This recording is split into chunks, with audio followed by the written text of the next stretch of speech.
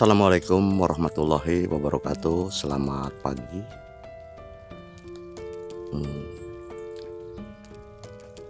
Hari ini hari Jumat tanggal 7 Januari 2021. Masih bersama Brebes Porang Kusno Al Raja di 27 meter di atas permukaan laut, yaitu porang dataran rendah yang sangat panas sekali.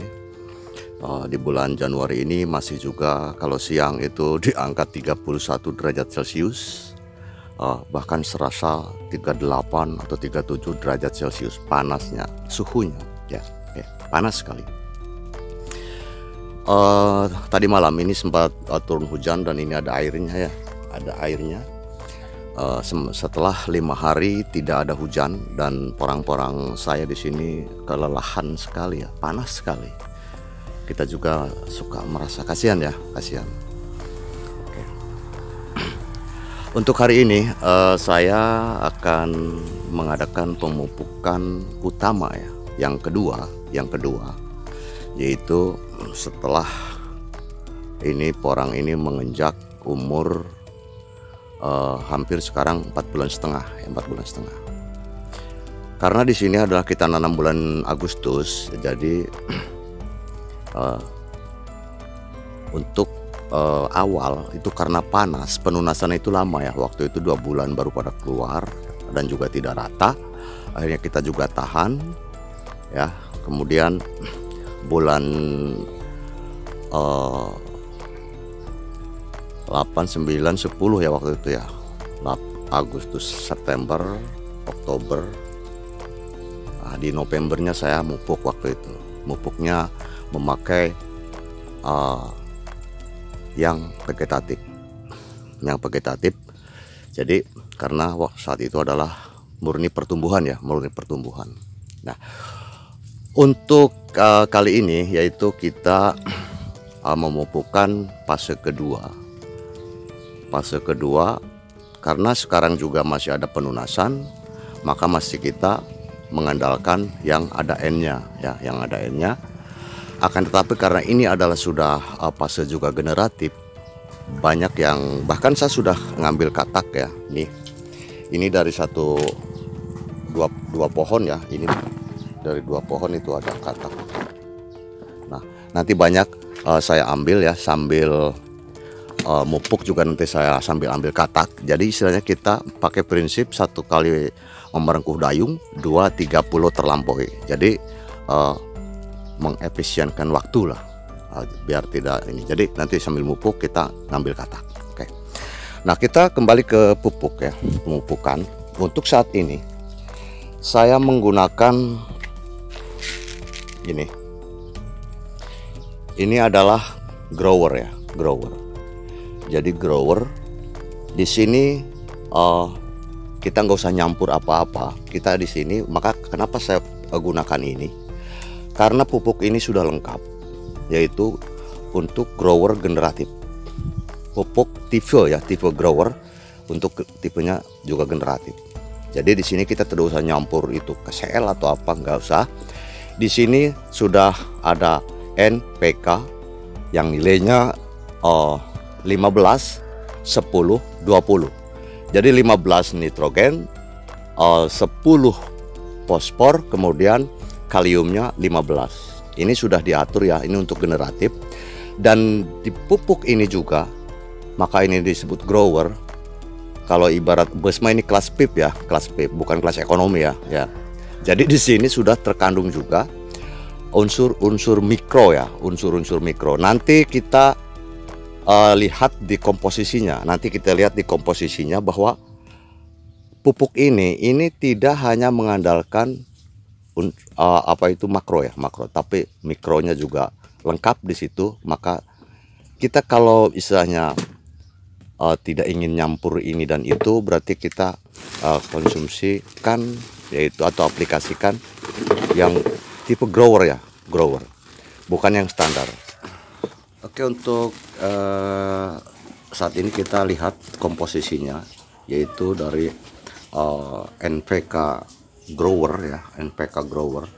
Kenapa di sini disebut saya bilang kalau ibarat bus itu adalah ini PIV ya, jadi vape kelas 5 PIP ya, kelas PIP. Karena di sini NPK ini adalah sudah dicampur dengan unsur yang lain ya, seperti ini unsur makronya, ini ada juga magnesium dan sulfur ya, sulfur. Padahal kalau dari NPK ini adalah cuman nitrogen, fosfat dan kalium ya. Kalau ini adalah ada magnesium dan sulfur. Nah, dan untuk nitrogennya juga terbagi dua, yaitu NH4 atau amonium. Ini ada 8,3 dan nitratnya sendiri NO3-nya ada 6,7% ya.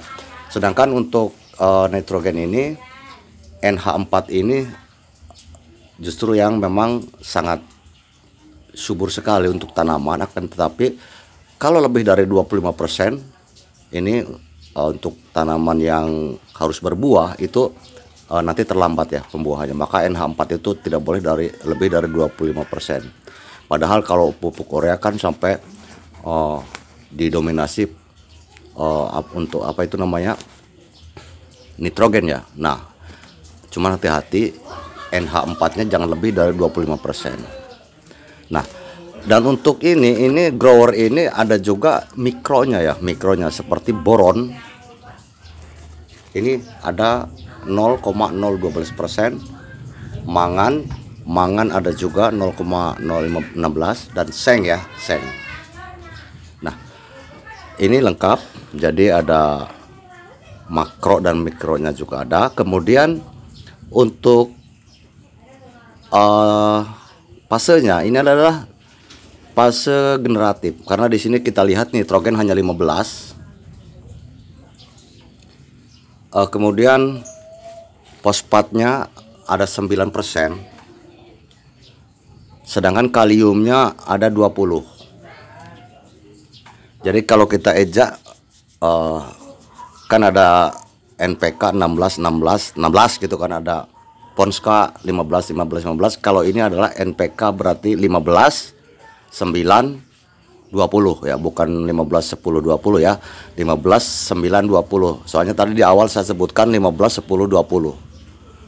Jadi ini adalah untuk generatif karena kaliumnya lebih tinggi daripada nitrogen. Akan tetapi ini masih bisa kita pakai untuk porang yang memang ada pertumbuhan tunas ya. Jadi di samping generatif itu ada tunas juga, ada tunas susulan. Maka dari itu nitrogen juga masih dibutuhkan. Nitrogen nanti plus fosfat ini akan memacu pertumbuhan, dan fosfat plus kalium yaitu untuk generatifnya. Jadi karena fosfat itu adalah untuk perangsang bunga. Kalau di tanaman yang ada bunganya, untuk pembungaan, kemudian untuk pengisian umbinya yaitu kalium ya, untuk pembuahannya, kemudian menjaga agar apa itu namanya, bunga tidak gugur, kemudian buahnya juga sehat, tidak cepat busuk. Itu kalau di tanaman-tanaman yang berbunga dan berbuah. Kalau porang yaitu katak dan umbi. Jadi nanti ini untuk fosfat juga merangsang tumbuhnya katak, cepat tumbuh katak. Kemudian kaliumnya yaitu untuk menjaga stabilitas tanaman, dan juga nanti untuk pengisian umbi dan katak ya, seperti itu. Ini cukup lengkap. Maka dari itu untuk para petani jadi ketika kita membeli pupuk itu kita harus lihat juga komposisinya. Kita jangan asal mendengar dari orang kemudian padahal kita seperti fasenya aja, fase generatif dan vegetatif kita kan harus paham ya. Kemudian kita asal beli. Soalnya ini generatif, tapi ada seperti ini persis, cuma nanti ininya beda. Nitrogen lebih tinggi, nanti itu untuk pertumbuhan vegetatif, seperti itu. Jadi jangan tertipu ya. Apalagi nanti ada merek yang hampir sama, kemudian itu adalah yang satunya pupuk makro, padahal yang satunya yang mirip-mirip namanya itu adalah untuk pembenahan lahan. Nanti dikiranya adalah itu untuk unsur hara makro, padahal bukan. Ada tapi saya nggak sebutin, nggak enak ya.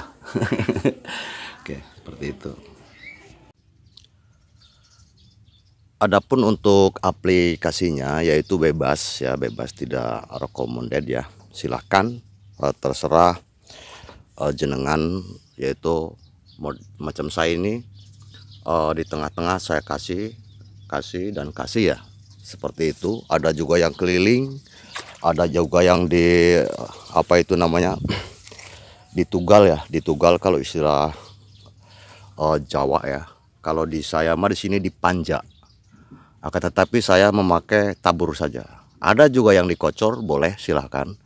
Itu tidak recommended ya. Tapi nanti terserah menurut pengalaman Anda semua lebih baik yang mana, monggo. Terus kemudian ada yang sebetulnya lebih baik yang dikocor ya. Akan tetapi kita, aduh kalau kocor kelamaan sepertinya gitu. Jadi makanya tidak recommended. Silahkan. Kita memiliki pengalaman sendiri-sendiri, jadi bebas untuk cara mengaplikasikan ya. Ada juga yang keliling, ada. Terus porsinya ini kan yang besar itu juga besar, itu agak dibedakan, agak lebih banyak karena memang kebutuhannya tidak sama.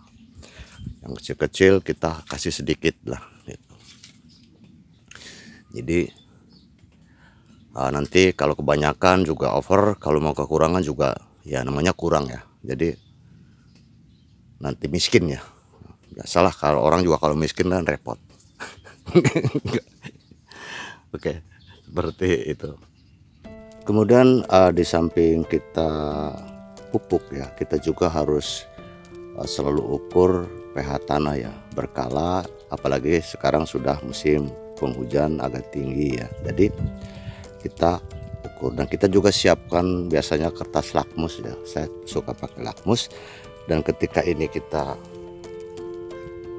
adalah dari lahan kita, kemudian kita ambil ke sini, kemudian kita ukur ya, kita masukkan kertas lakmus ini, dan setelah dimasukkan ini adalah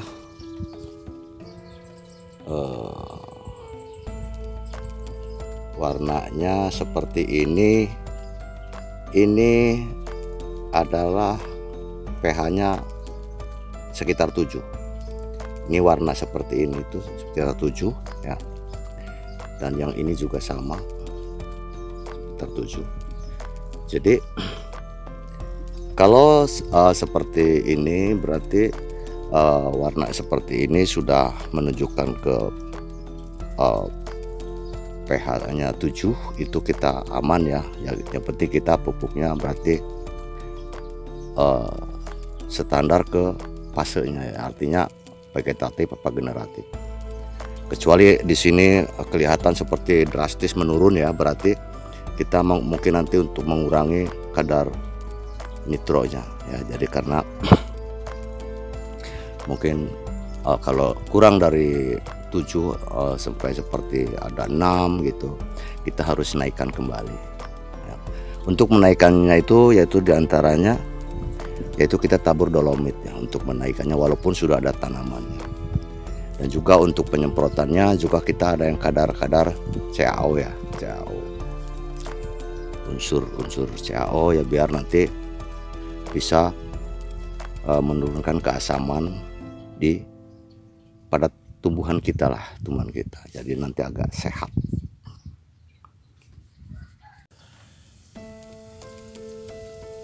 Pupuk yang mengandung unsur makro dan mikronya sekaligus ya. Dan juga untuk pupuk yang biasa, kalau kita bilang NPK itu hanya NP dan K ya.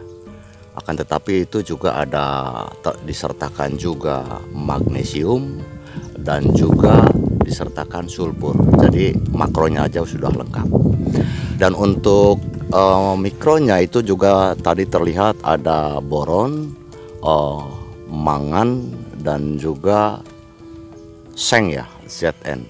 Nah, di sini berarti ini cukup lumayan kandungannya, dan paling tidak yang sangat dibutuhkan oleh tanaman di saat generatif juga sudah terpenuhi, karena di situ ada unsur nitronya juga hanya 15% ya. Kemudian fosfatnya yaitu cuman 9 dan kaliumnya 20. Jadi ini untuk generatif tadi ya. Dan juga itu tadi saya telah lihat untuk ukur kembali pH tanah, yaitu masih di kisaran 7 atau ya kurang dikit lah, soalnya ini kita pakai kertas lakmus ya. Oke. Dan kertas lakmus itu sendiri adalah pengukur yang akurat sebetulnya. Jadi karena kalau memang pakai yang digital atau yang angka gitu, yang jarum ya, itu kadang-kadang ada kerusakan, ataupun kadang-kadang mungkin yang abal-abal mah pegasnya kurang standar kan, standarnya seperti apa itu mungkin agak keras atau gimana kan, kita nggak tahu. Tapi kalau kertas lakmus berarti yang penting kita disimpan kering, insya Allah masih nanti bisa dikatakan bagus ya. Oke, kalau dipakai. Dan seperti itu. Jadi intinya kita itu dalam kesimpulannya ya, ini kesimpulannya dalam memilih pupuk tersebut, kita jangan asal merek ya. Artinya kita, Pak katanya dengan merek ini, Pak dengan ini. Jadi kita harus positif ya, harus positif. Jadi kandungan-kandungan yang dibutuhkan di situ dalam komposisinya ada, dan itu kita baca. Nah, jika di situ tidak mewakili dari kebutuhan tanaman kita ya, walaupun mereknya ataupun harganya juga bagus, berarti itu bagus, belum tentu bagus buat tanaman kita yang dalam fase tertentu ya. Contohnya untuk grower itu sendiri, ada yang vegetatif dan ada yang generatif, itu kita jangan salah kan gitu. Kalau yang standar itu bisa saja. Jadi yang gampangnya standar itu artinya yang rata. Kalau 16 semua, kalau 15 semua. Nanti kita untuk kebutuhan yang lainnya kita pasok ya, pasok. Nah, maka dari itu yang ini saya bilang simple, karena memang tidak usah campur-campur, tidak usah campur-campur ya. Jadi kita hanya satu jenis pupuk itu sendiri sudah mewakili untuk kebutuhannya. Karena tadi saya bilang bahwa porang itu adalah di samping generatif, tapi sisi yang lain itu adalah vegetatif. Karena apa? Ada penunasan baru. Jadi itu juga harus kita perhatikan unsur N-nya, masih harus ada. Karena N dengan P kalau istilahnya bersatu itu adalah fase untuk pertumbuhan sangat bagus sekali. Dan ketika P dengan K itu bersatu, itu untuk perangsangan bunga, dan kemudian perbaikan akar, kemudian kaliumnya untuk misalnya pengisian buah ya, atau umbi ataupun katak, itu sangat dibutuhkan sekali. Maka dari itu ini saya kira ini cocok ya, sangat bagus itu untuk diaplikasikan. Tapi ini adalah saya. Adapun Anda punya prinsip sendiri, monggo. Saya hanya memberikan solusi, barangkali bisa diterima. Ujung-ujungnya pertimbangan ada di masing-masing ya. Jadi kita tidak recommended. Kita hanya menceritakan bahwa ini adalah pupuk itu harus mengandung ini dan itu. Tapi ketika kita istilahnya dalam prakteknya kita punya inisiatif sendiri, itu pun tidak masalah. Karena memang kita juga para petani udah pasti punya kecerdasan sendiri-sendiri dan pengalaman sendiri-sendiri. Oke, kiranya hanya cukup sekian. Mudah-mudahan ada manfaatnya. Selamat siang, salam sukses buat petani porang Nusantara. Assalamualaikum warahmatullahi wabarakatuh.